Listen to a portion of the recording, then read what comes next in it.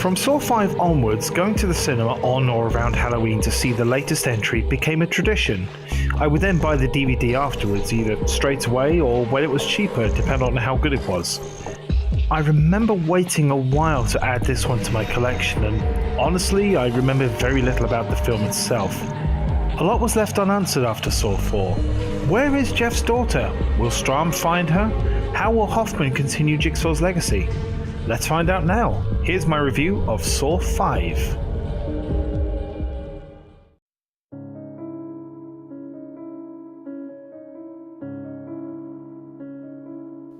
The fifth installment begins with Seth, a murderer that only served 5 years of a life sentence. His pendulum trap sees him succeed in crushing his hands to release the restraints, but the restraints don't open until after he's killed. We then catch up with Strahm, trapped in John's final resting place. He finds a secret door but is warned not to proceed by a tape left for him. He ignores it and is immediately captured. He wakes up with a perspex box on his head that fills with water, another seemingly unwinnable trap, except that Strahm finds a pen, stabs it in his neck, and breathes through that. Hoffman then emerges from the building as a hero, carrying Corbett and announcing that no one else made it. This is almost immediately disproven when Strahm is carried out alive and on a stretcher. Oops. Hoffman is promoted in a ceremony that also honours Tap, Sing, Kerry, Eric and Rig, but is called to the hospital by Strahm. In between films, it seems that Perez has died from her injuries, and Strahm thinks that Hoffman's survival was no accident. Strahm's boss Erickson enters, telling Strahm he's off the case and to take some time to recover.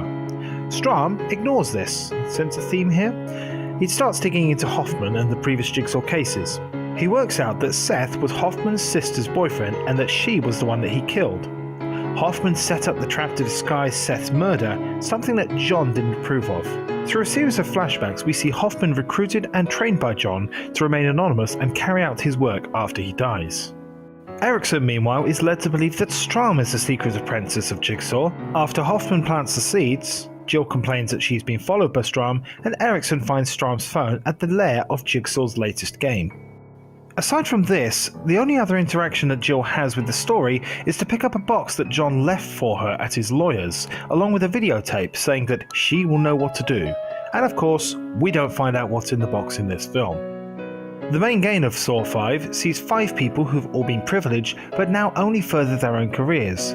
Names are not used most of the time, but we have a reporter, a city planner, a trust fund junkie, a fire inspector, and a real estate executive. Initially, it seems that one person must die in each trap for the others to continue, but after one is decapitated, one is blown up, one is stabbed and electrocuted, the two left work out that had they worked together from the start, they all would have suffered a little, but all survived. They were all linked to one event where corruption and greed cost 8 people their lives. The real estate executive wanted the tower block destroyed so she could buy the land, the junkie torched the building, the fire inspector gave a false report, the city planner rushed through the permits, and the reporter investigated but buried the story. Real estate and junkie remain, and between them give 9 pints of blood via a saw cutting up their arm to escape.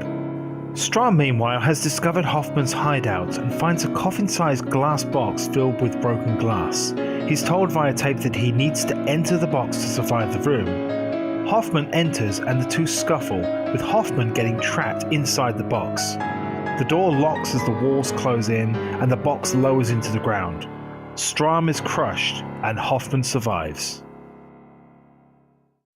You could quite easily subtitle Saw 5, Hoffman vs Strahm featuring Jigsaw, as the trap seemed like an afterthought to the main plot. It's more straight line than 4 was, and I'm very thankful for that, but it's the wrong kind of sequel, one that relied so heavily on you having watched all the previous entries. There's an element of that to all the previous entries, but it's the most apparent here. Having Corbett rescued so easily and without any kind of reveal kind of throws away a major plot point from the third movie. In context it makes sense, but it feels like such an inconsequential part of the film when it was such a significant plot point in the third film. I like the development of Hoffman as Jigsaw's successor, complete with the flashback showing how he was developed and brought into the mantra. It's not an emotional bond like Amanda and John's, more like teacher and student rather than father and son. The added detail about Hoffman imitating Jigsaw to disguise Seth's murder gives enough reason for me why Hoffman is chosen and why he continues to carry out the legacy. Though Jigsaw's line about anticipating the human mind, meaning you leave nothing to chance, just seems like a bit of a cop-out. Strahm, on the other hand, is so one-note. He pursues Hoffman throughout, and in this movie at least, doesn't seem to care about anything or anyone else. There was anger and frustration in 4 when he had to call Perez's mother to break the news to her, but here, nothing. Not to mention just sheer idiocy. You'd think, after ignoring the first tape to stay awake, that he'd be more cautious about ignoring the glass box warning again. Once again, I find myself siding with the villain, even though he's nowhere near as likeable as John. The traps here are the most disappointing so far, and it starts so well with the pendulum. But before the rewatch, I forgot all the traps in the group game except for the giving blood trial. It might be that the explosives used to encourage the players to move on lacks the finesse of other death traps, or the fact that we have characters here with no real motives. I still don't know the names of the survivors from this game. There's also a lack in traps. The water trap is the only other one in this film, and it's unwinnable, in theory, anyway.